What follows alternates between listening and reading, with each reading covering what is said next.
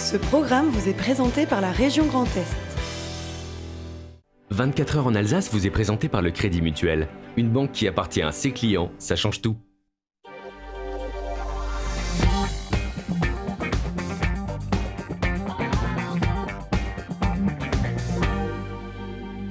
Madame, Monsieur, bonsoir, bienvenue pour une heure d'actualité 100% régionale en cette rentrée où Alsace 20 a fêté ses 10 ans, un bel anniversaire. Autrement dit, on ouvre ensemble la 11e saison. Seront avec nous un garçon à découvrir, il est exceptionnel, c'est Trésa Lapage qui va nous proposer, c'est Martial Debrief, chronique littéraire. Éric Borner, magicien mentaliste, nous proposera ce soir un close-up de table. À découvrir, c'est stupéfiant, les 500 nocturnes, course mythique. C'est le 21 septembre. Nous rejoindrons sur ce plateau Yvan Le Souarn, organisateur, et le pilote champion Yann Erlaché, pilote professionnel.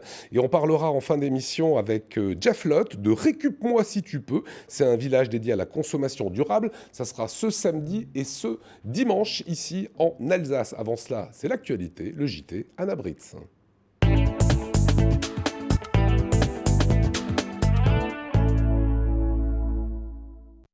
Dans ce JT, nous vous parlerons encore de la rentrée après les écoles hier. Zoom aujourd'hui sur la nouvelle licence STAPS qui est proposée à l'Université de Haute-Alsace à Mulhouse.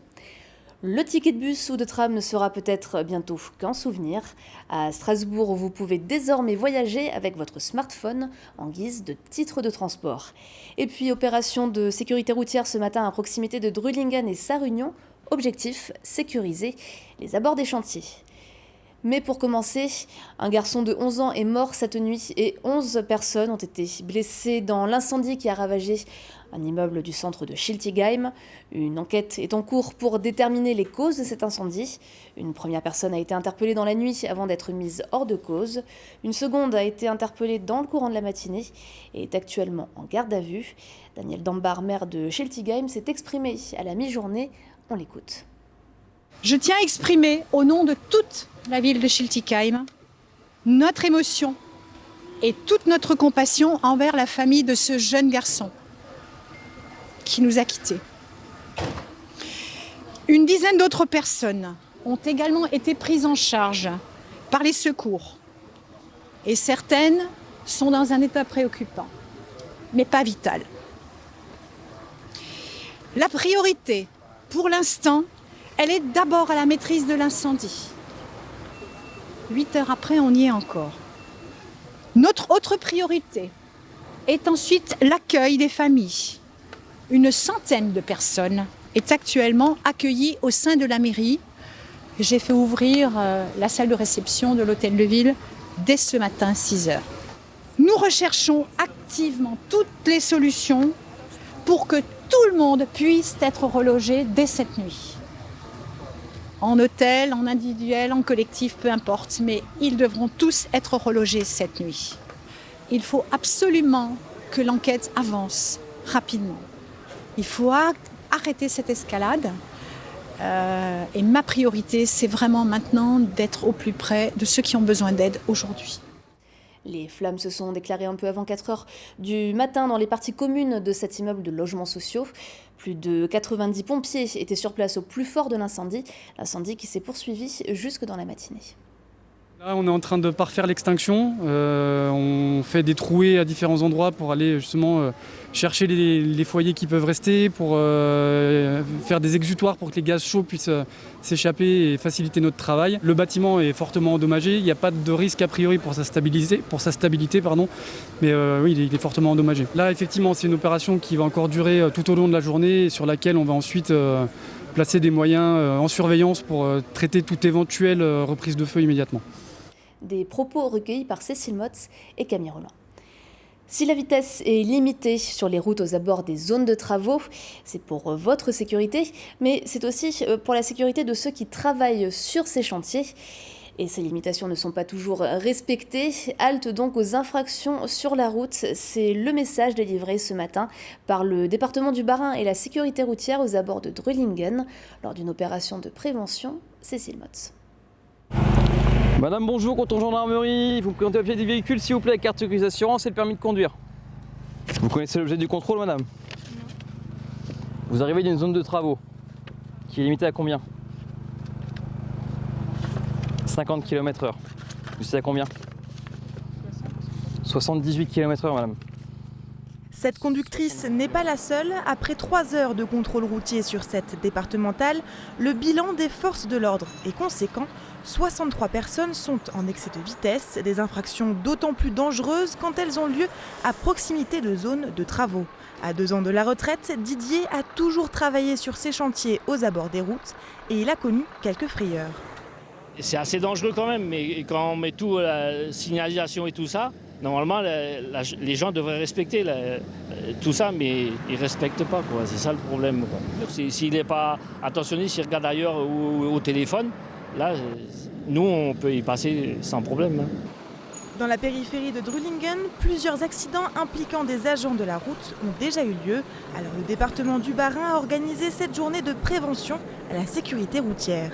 Ces agents rencontrent très souvent un certain nombre de problématiques, je dirais notamment de comportement aussi d'usagers. En termes d'incivilité et d'agression verbale, par exemple sur le territoire, nous avons 2 agents qui ont dû porter plainte. Il y a aussi eu 2 agents renversés. Aujourd'hui, au lieu d'une contravention, les automobilistes trop rapides ont pu participer à des ateliers de sensibilisation. Le but, devenir plus attentif aux personnes qui travaillent au bord des routes et surtout lever le pied. Quand on percute une personne, on lui laisse peu de chances de survie dès qu'on a été au-delà de 50 km/h. Le deuxième message, les gens, quand je les interroge, ne savent pas combien de mètres il faut pour passer de 50 à 0 km/h. La réponse est 26 mètres. En plus de ce type d'opération, une campagne de sensibilisation va être mise en place dans le Bas-Rhin. Des panneaux seront installés aux abords des zones de chantier. 7 agents adresseront désormais ce message aux conducteurs trop pressés. Je travaille pour vous, faites attention à moi. En rentrée des classes toujours, à l'université de Haute-Alsace, plus de 10 000 étudiants s'apprêtent à retrouver les 5 campus de Mulhouse et Colmar. Un nombre en augmentation depuis 2 ans, peut être lié au développement de l'offre de formation. La présidente de l'université de Haute-Alsace a fait le point ce matin sur quelques-uns des grands chantiers de l'année. On l'écoute. À la faculté de marketing et agrosciences, nous ouvrons 2 parcours dans le domaine vitivinicole, en partenariat l'un avec l'université de Reims-Champagne-Ardenne et l'autre avec l'Académie internationale des vins d'Alsace, donc ouvrant encore dans ce cadre l'offre de formation. Comme autre projet, nous avons encore développé l'apprentissage sur certaines filières et l'objectif sur l'année prochaine, c'est d'aller encore plus loin dans le cadre de la loi pour choisir son avenir professionnel. Nous allons ouvrir au cours de l'année le Learning Center, même si nous avons pris un petit peu de retard par rapport aux projections initiales. Et bien entendu, il y a tous les autres grands projets comme le travail autour de la loi pluriannuelle de programmation de la recherche, le contrat de plan État-région dont les premières discussions démarrent. Et la grosse nouveauté pour cette rentrée, c'est l'ouverture à Mulhouse d'une licence STAPS pour sciences et techniques des activités physiques et sportives. La filière existe déjà à Strasbourg et a attiré jusque-là près de 30% d'étudiants orinois. Marine Zis a participé à leur réunion de rentrée aujourd'hui. Première rentrée universitaire pour Mélissa. Elle fait partie de la toute nouvelle promotion d'étudiants en STAPS. Mélissa habite Flaxlanden, un village situé à quelques kilomètres du campus universitaire de Mulhouse. Alors pour elle, le choix entre les 2 établissements en Alsace paraît évident. J'ai choisi de venir à Mulhouse plutôt qu'à Strasbourg pour rester près de ma famille, rester à la maison, avoir le confort quand même, pas avoir un appartement. Les demandes ont été nombreuses pour intégrer cette nouvelle filière puisque plus de 500 bacheliers ont candidaté sur Parcoursup. La promotion compte 80 étudiants, soit 10 fois moins qu'à Strasbourg. Alors quelques points administratifs que j'aimerais voir avec vous. Cette licence proposera un cursus similaire à celui de Strasbourg pour les 2 premières années. Mais en 3e année, les étudiants pourront se spécialiser dans les activités physiques adaptées et la santé. On a fait le choix en analysant un petit peu le tissu local de se lancer vers les activités physiques adaptées et la santé, et en particulier avec la proximité du centre de réadaptation, la proximité des infrastructures sportives de la ville ou de centres sportifs régionaux par exemple, de vraiment axer sur peut-être un petit peu plus le handicap physique pour cette spécialisation qui aura lieu en 3e année de licence. À Strasbourg, il y a les 4 spécialisations nationales qui existent, et c'est vrai que la spécialisation activité physique adaptée et santé est plus centrée sur le handicap mental. Donc on vient vraiment en complément de l'offre strasbourgeoise, et je pense que ça sera très bien pour nos étudiants de la région.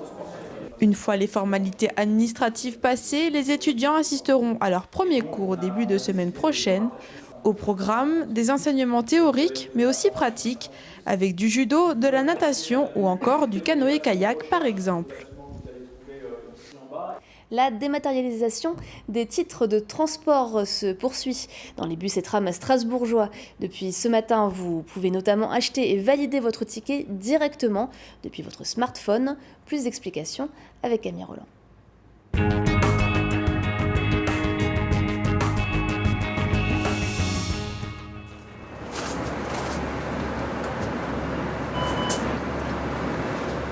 Un téléphone portable à la place d'un ticket. C'est la nouveauté de cette rentrée pour la compagnie des transports strasbourgeois. Objectif, simplifier l'accès au réseau de bus et tramways pour tous les usagers. À partir d'aujourd'hui, tous les utilisateurs de Samsung et les abonnés Orange pourront utiliser toute la gamme tarifaire, les abonnements, les tickets simples, les tickets aller-retour sur leur téléphone portable. Ça fait à peu près un usager sur 2. Mais il y a une gamme de services qui maintenant va être possible pour 100% des usagers. C'est l'information. En tout point du réseau, vous pourrez choisir les stations de bus ou de tram où vous voulez être informé, ou sur tout le réseau des retards du prochain bus ou du prochain tram. Et enfin, il y a un nouveau service, le ticket immédiat. C'est la possibilité pour tous les utilisateurs de téléphones portables d'acheter un ticket au dernier moment, avant de monter dans le bus, avant de monter dans le tram. Cette nouvelle application permettra de voyager seul ou à plusieurs. Le titre dématérialisé sera également moins élevé, 1,70 € contre 1,80 €. Cette nouvelle application est très simple d'utilisation. Soit vous avez un téléphone qui répond à la norme NFC et vous pouvez utiliser la fonction Mes titres pour pouvoir y avoir votre abonnement par exemple, ou un carnet. Et puis, quand vous montez dans le bus, vous présenterez votre téléphone sur le valideur. Soit votre téléphone n'est pas équipé de cette fonctionnalité dite NFC, et cette nouvelle application vous permet d'acheter un titre départ immédiat qui se présente sous la forme d'un QR code. Un QR code qu'il suffit de placer sous le valideur en entrant dans le bus, pour valider son titre de transport. L'ergonomie de l'application a aussi évolué avec l'aide d'une communauté de 2500 voyageurs afin de faciliter son usage. La CTS espère ainsi simplifier le paiement et diminuer la fraude dans les transports. Et on finit ce journal avec l'image du jour, Oliviane. C'est un record made in Alsace, comme le souligne Frédéric Bierry. Il a été battu début août, mais l'information n'a été livrée qu'hier. Pour la première fois, une voiture de série a franchi la barre des 300 000 par heure, soit plus de 490 km/h. Et c'est bien sûr une Bugatti fabriquée à Molsheim qui a battu ce record sur une piste allemande. Pour les fans de la marque, sachez que le festival Bugatti, c'est le week-end prochain à Molsheim. Toutes les places pour les portes ouvertes ont été vendues, mais admirer les voitures dans les rues de la ville est toujours gratuit. Et voilà pour l'info. Merci beaucoup Anna. Place au magazine, on accueille le plateau du soir. Venez, Martial Debrief sur ce plateau. Éric Borner avec nous et nos invités. Jeff Lott, on va parler de Récup-moi si tu peux, ainsi qu'Yvan Le Soirn et Yann Erlaché, organisateurs respectivement des 500 nocturnes, pilotes professionnels. On va parler de cette super course qui aura lieu le 21 septembre. Et tout cela, c'est juste après la météo. Des châteaux de la Loire au delta du Mékong, idées week-end ou voyage au long cours, vos vacances au fil de l'eau partout dans le monde avec Croisière Europe.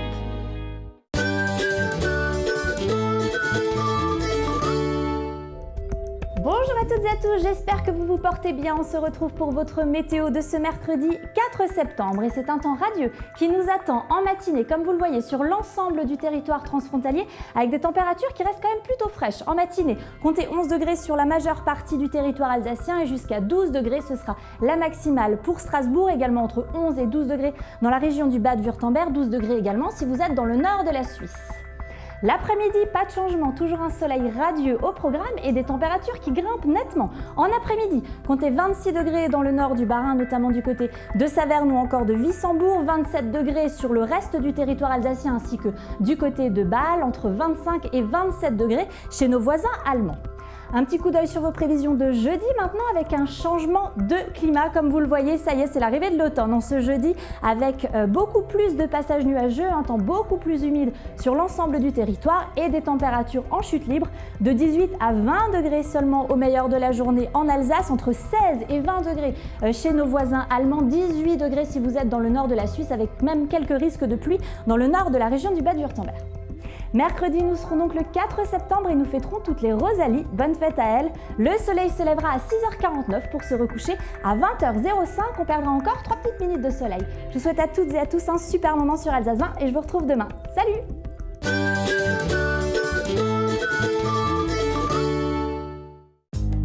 Vos vacances au fil de l'eau avec CroisiEurope.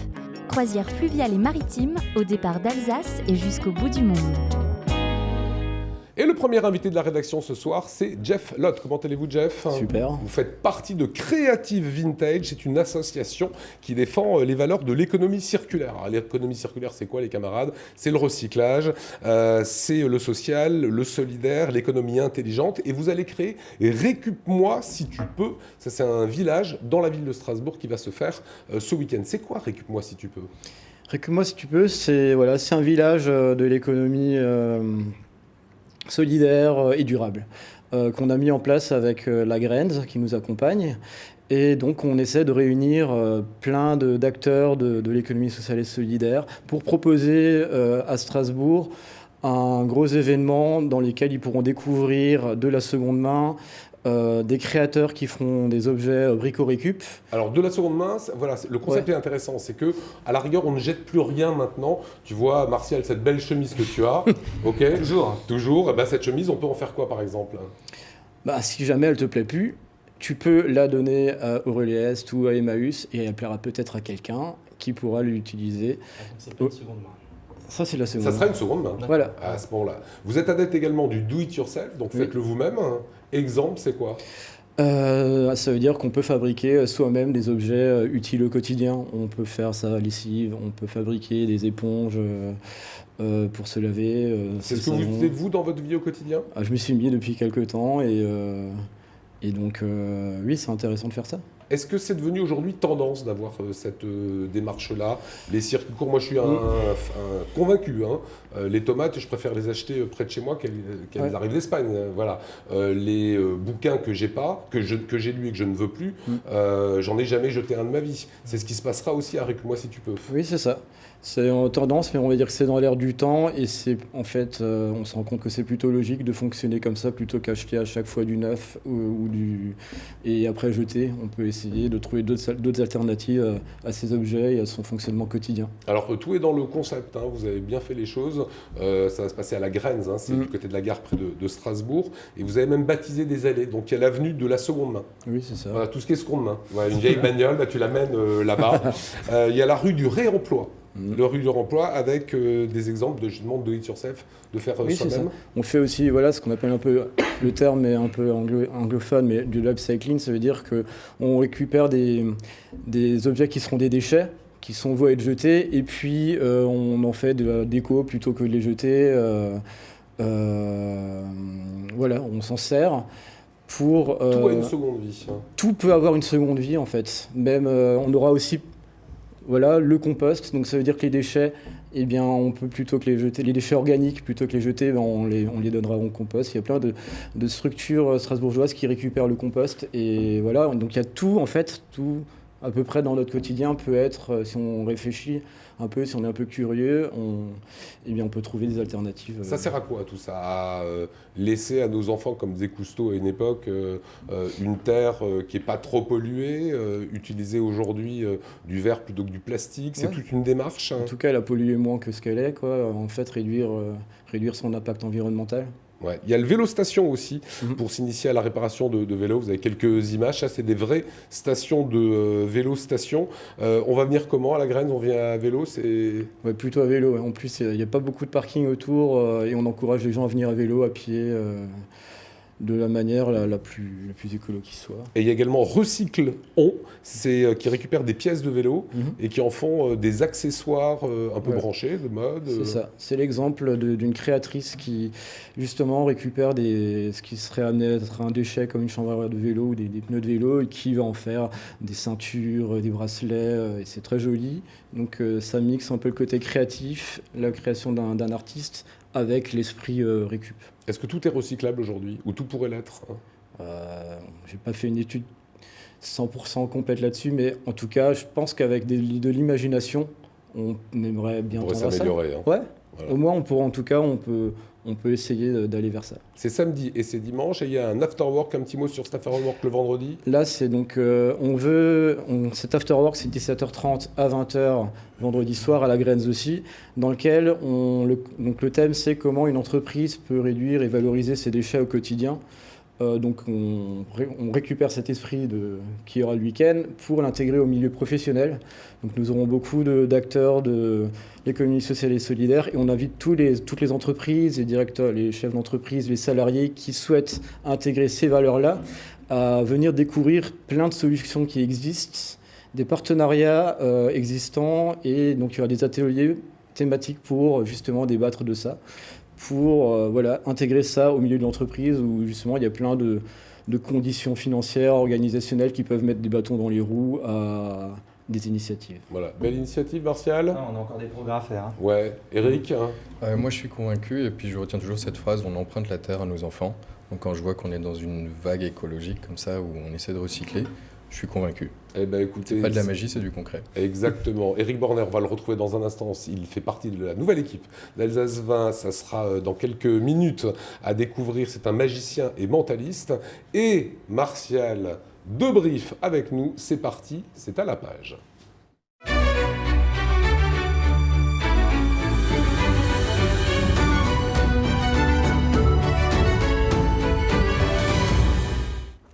Raconter l'histoire à travers une BD, tel est le pari gagnant de cette magnifique ouvrage, La beauté du geste, qui est publié aux éditions du Cygne. T'as regardé, t'as vu comme Yann est relâché, il a envie de la voir là déjà. Dès qu'on parle de bagnole... Non, pas tout de suite, après.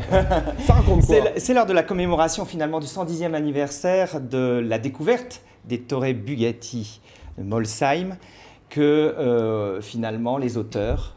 Monique Kessler, Paul Kessler et aussi un dessinateur de talent, Franck Mézin, vont nous emmener dans les pas des Torre Bugatti de sa famille. Alors ça a fait le buzz, cette bande dessinée, parce qu'il y a une semaine, on me disait, tiens, on a lu ça dans les dernières nouvelles d'Alsace, où se la procurer? C'est la toute première, hein, voilà, faut être clair.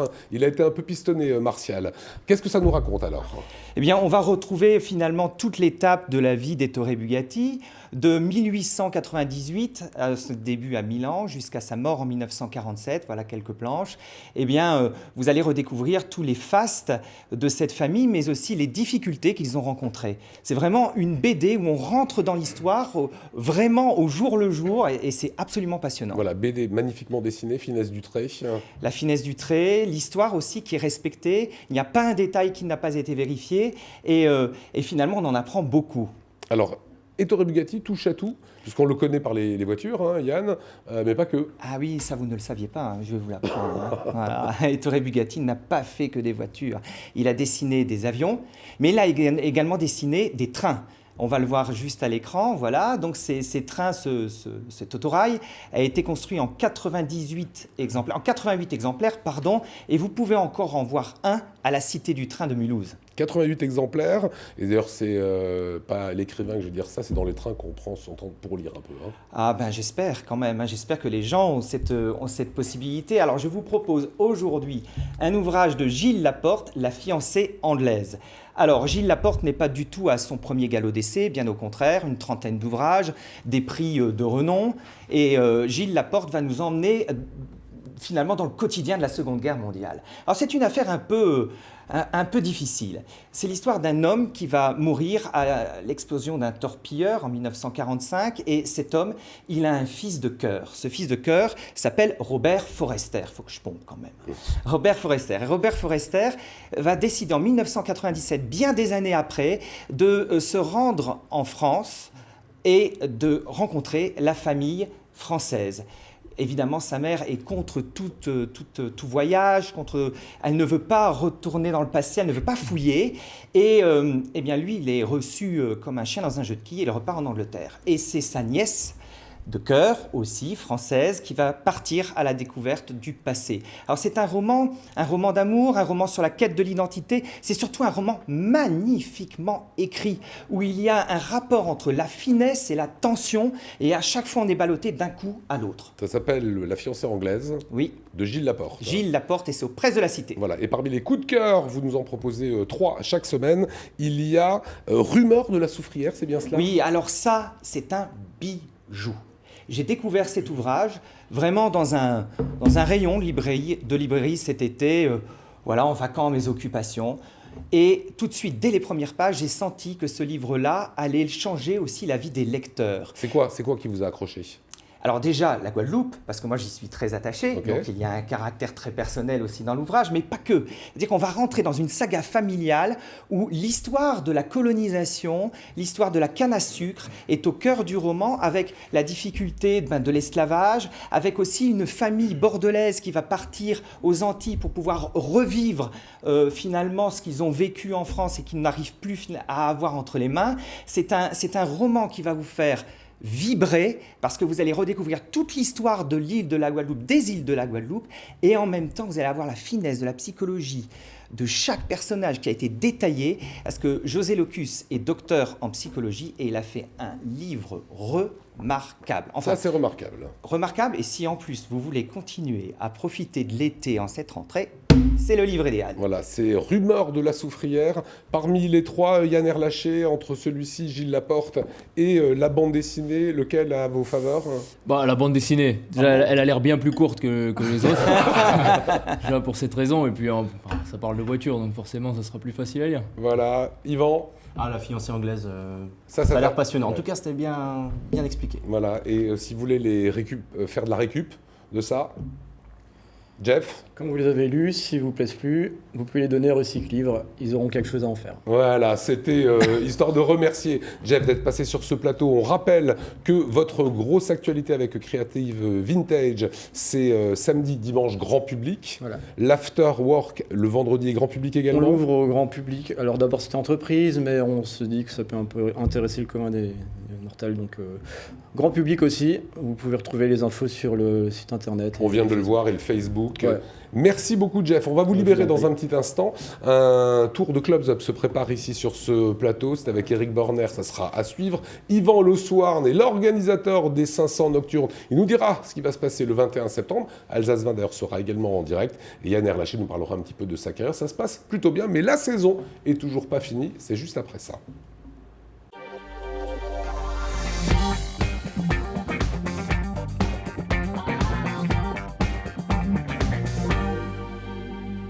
Il excelle sur toutes les planches du monde et il rejoint l'équipe d'Alsace 20, Eric Borner, Born to be Magic.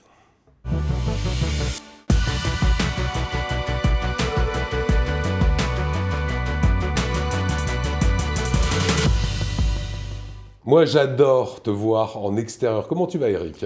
Chaque jour mieux, et je suis très très content que vous m'accueilliez ici sur le plateau d'Alsace 20. Voilà, on est ravis. On va dans quelques minutes montrer un petit extrait de ce que tu fais en extérieur. On va rappeler aux spectateurs, 1 semaine sur 2, tu viens ici, tu fais du close-up. Exactement, magie de proximité. Ouais.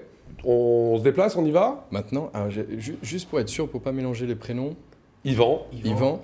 Yann. Est-ce qu'un de vous deux joue au poker, blackjack, Yacé, Uno, Rami, strip poker. Strip poker. Je vous donne mon jeu de cartes, je vous laisse examiner, mélanger et tester. Mais tout à l'heure, avant d'arriver sur le plateau au maquillage, j'ai croisé votre papa. Est-ce que vous pouvez me rappeler le prénom du papa ?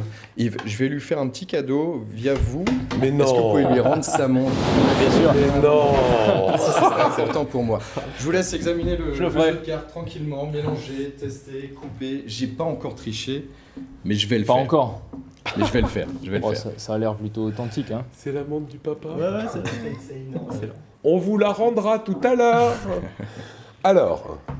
Ça a l'air normal. Ça a l'air vrai, il y a des cartes différentes. Ça... Je pense qu'on est pas mal. On est même plutôt très très bien. Je vous les montre très rapidement, vous les avez vus. Je vais les faire défiler comme ceci. Vous parlez un petit peu anglais ?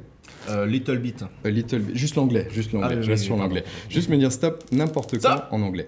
Cette fois-ci, et exceptionnellement, parce qu'on a des retours ici, je vais faire en sorte que personne ne puisse voir la face de la carte. Parce qu'on m'a souvent dit, peut-être qu'à la caméra, vous trichez, vous utilisez le studio, peut-être dans un reflet, peut-être vous avez des complices, donc on va la laisser face en bas. Mais il faut pouvoir la reconnaître, il faut l'identifier. Je vais demander un autographe ici d'un pilote sur le dos de la carte pour qu'elle soit unique au monde. Ah, c'est très joli, on dirait à Mathieu. Si moi, je coupe le jeu moi-même, on me dit que je triche. Et c'est vrai. Est-ce que vous voulez bien couper le jeu en deux, juste couper le jeu en deux ? Ok, et on va la poser ici. Je vous laisse fermer. Égalisez bien le jeu pour que je puisse pas récupérer la carte. Ah, vous l'avez en main. Mélangez, profitez pour mélanger. Carrément, je mélange. Carrément, il peut mélanger. Si moi je mélange, on me dit que je triche régulièrement. Donc je laisse mélanger. Hop. Bon, là, vous l'avez choisi au hasard, on l'a remise dans le jeu. Elle est unique au monde. Si je choisis l'endroit où peut se trouver la carte, on me dit que je triche. Ce qui est possible quelquefois. Au hasard, si on sort une carte comme ceci, ça peut ressembler réellement à votre carte. Est-ce que vous pouvez vérifier le dos de la carte ? Je réfléchis juste s'il n'y a pas une ruse dans l'histoire. J'ai pas trouvé. Ah putain, allez, ça c'est votre carte. Bon, ça c'est facile et on sait comment que ça marche. Pour la première fois, on va faire quelque chose que je ne fais pas normalement. Je vais vous la laisser en souvenir. Est-ce que quelqu'un a une poche, une chemise ouverte ? Il n'y a pas de petite pochette ? Non. Est-ce que j'ai je une peux poche. vous inviter ? Ok. Est-ce qu'on peut la mettre juste sous le fauteuil pour un gain de temps ? Juste un gain de temps. On va remélanger le jeu. Le couper. Oui, c'est sûr qu'on ça va vite. Hein. Là, un tout petit peu. Ouais. Mais si on fait un petit mouvement, on a l'impression qu'une carte revient automatiquement avec une signature. C'est ça, ne bougez pas. Et ressemble encore à votre carte. Si tous les magiciens travaillent avec les doigts, oui, ça fait bizarre la première fois, mais c'est fait pour. C'est fait pour. Si tous les magiciens travaillent avec les doigts, et pour conclure exceptionnellement, je vais essayer de le faire avec la langue, et ça ressemble à ça.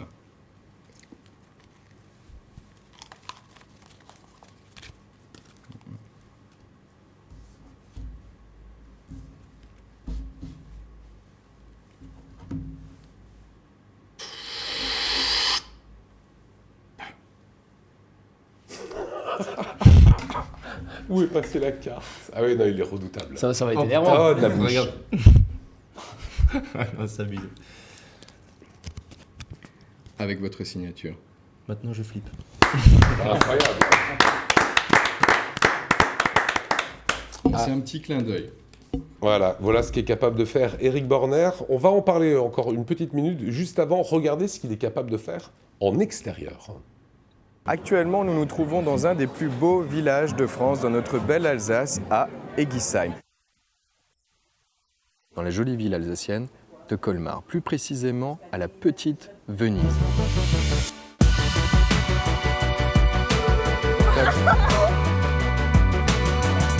Et dites-moi simplement quelle heure il est sur votre montre.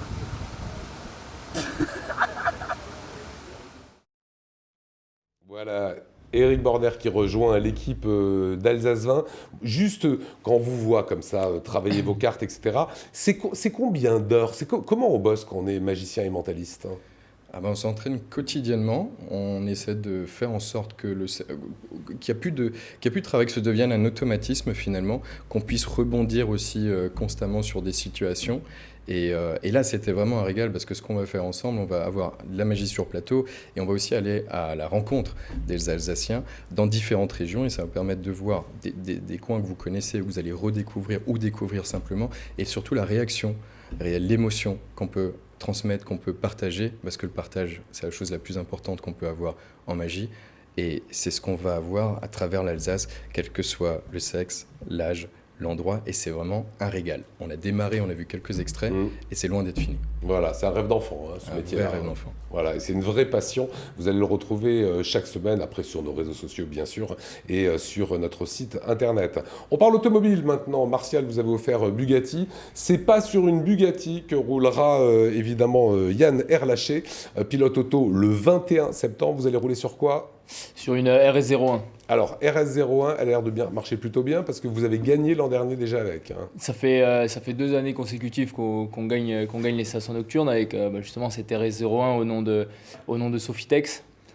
Donc c'est plutôt, voilà, on dit jamais 203, donc on a plutôt de bonnes expectations pour la course. Voilà, il faut savoir que Yann Erlaché, son papa, c'est un ancien international de football. Sa maman, c'est Cathy Muller, donc pilote évidemment bien connu, sœur de... Yvan Muller, voilà, trophée Andros, c'est la vraie famille. Hein. Et je demande le neveu, donc c'est vous, le neveu. Sauf qu'aujourd'hui, on va voir quelques images. Vous jouez dans la cour des grands. Hein. Vous avez été en champion de France, Super Tourisme en 2015 et 2014. Vainqueur des 500 nocturnes, ça c'était encore l'an passé. Vous courez avec votre oncle. D'abord, comment ça se passe la cohabitation avec Yvan Muller ? Parce qu'en voiture, c'est quand même... je ne dirais pas, mais un peu inteigneux, quoi. Enfin, il ne se laisse pas faire. Hein. Bon, ça fait 2 ans maintenant qu'on roule dans la même catégorie. L'an dernier, on roulait l'un contre l'autre. Moi, je roulais avec Honda, il roulait sur une Hyundai. Et là, cette année, c'est la première année où on fait partie de la même équipe. Donc, on est coéquipiers. Malgré tout, forcément, on se bat l'un contre l'autre sur la piste. Mais ce n'est pas comme si on était de réels coéquipiers. On a une relation forcément familiale qui nous donne des liens un peu supplémentaires. Et on peut dire qu'on travaille plus... l'un avec l'autre pour essayer de se tirer le plus haut possible. Voilà, sauf que quand tu gagnes, il fait la tête ? Non, pas du tout. Et vice-versa non plus. Au contraire, je préfère que ce soit lui qui gagne que quelqu'un d'autre. Et ça vous est déjà arrivé de vous frotter un peu les portières ? Ouais, ça nous est arrivé de nous toucher quelques fois, mais toujours, ça a toujours été super clean. Et après, voilà, ça reste du touring car, il faut qu'il y ait des contacts. Et c'est pas parce que, voilà, on fera aucun cadeau à l'un et l'autre parce que c'est pas ce qu'on veut, mais voilà, on fait ça dans le respect. Voilà, et votre maman est très fière. Bien sûr. Vous courez contre son frangin. Ça lui rajoute un peu de pression du coup, parce qu'avant elle en avait un, ensuite elle en a eu un deuxième, maintenant les deux ensemble, donc forcément à la maison c'est toujours un petit peu, c'est un peu tendu, mais bon, je suis sûr qu'elle apprécie. Bon, comment se passe cette saison de WTCR ? Ouais, plutôt bien, on a commencé la saison là, par Marrakech où on a tout de suite fait un podium. Là on est à un peu plus de mi-saison, on en a scoré 5 podiums, on est 7e du championnat. Très, très proche de la tête, on a eu un peu, voilà, on est forcément dans le sport auto, il y a des accidents, il y a des déboires mécaniques, etc. Donc on a quelques week-ends manqués, quelques bons points, mais globalement plutôt satisfait du début de saison. Vous avez quel âge, Yann ? 23 ans. Voilà, tout jeune pilote. La fin de saison, il reste 4-5 courses ? Il reste 4 courses, principalement en Asie, Chine, Japon, Macao et la Malaisie. C'est super d'avoir une vie de pilote professionnel.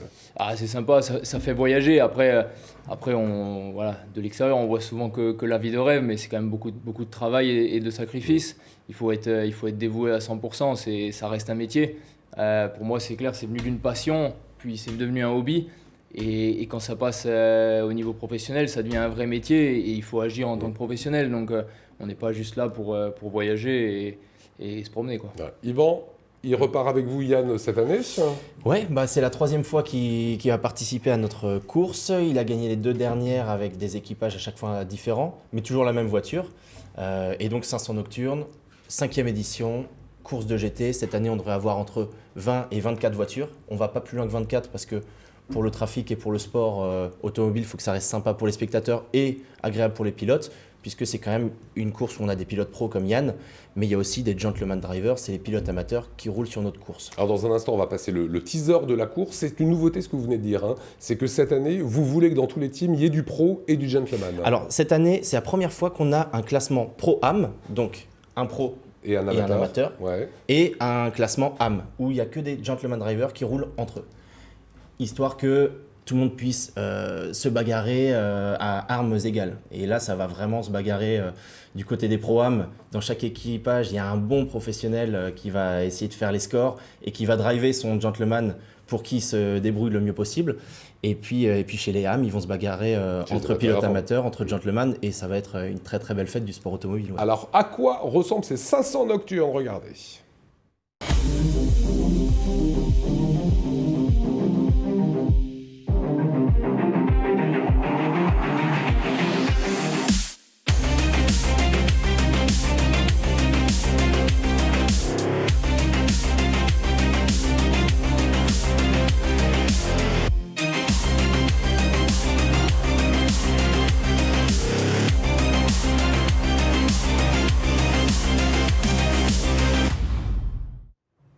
Et voilà, sur ce plateau, l'organisateur des 500 nocturnes, Yvan Loswarn, c'est de la pure course, on l'a vu avec des pros, des amateurs. C'est aussi du festif, hein. On fait la fête, Alsace, nous on fait du direct, mais il y a autour des défilés de mode, il y a de la danse, il y a du fun.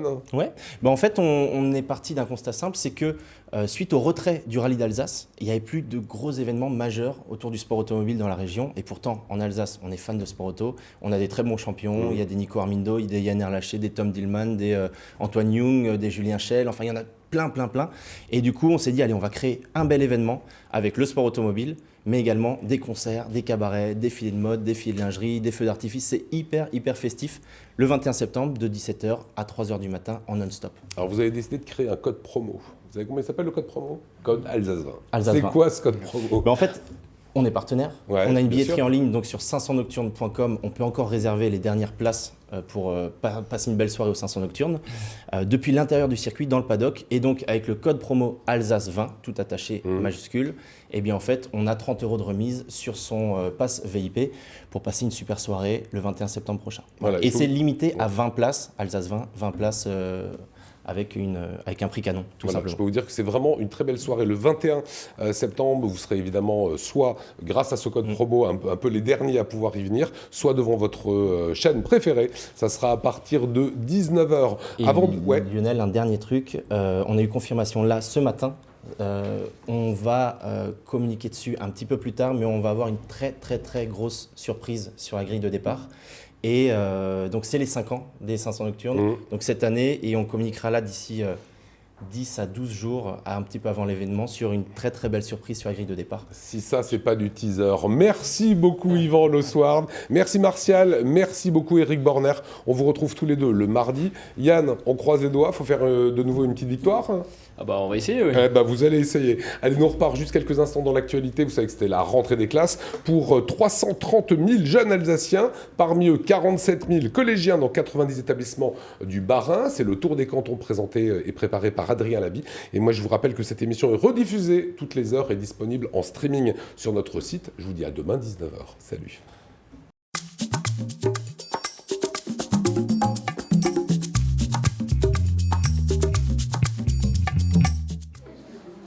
Moi j'aime bien la rentrée, même si j'ai un peu mal au ventre. Au collège Solignac à Strasbourg, rendez-vous était donné hier à 8h pour les classes de 6e. Une rentrée sous le regard bienveillant des parents, mais aussi de l'équipe départementale et de la rectrice. Si c'est cet établissement qui a été choisi pour symboliser la rentrée dans les collèges, c'est que tous souhaitent placer l'année qui s'annonce sous le signe de l'égalité des chances. À Solignac, on compte près de 70% d'élèves boursiers et depuis plusieurs années, beaucoup de familles cherchent à éviter ce collège situé dans un quartier populaire. C'est un établissement qui subit une image négative depuis de nombreuses années.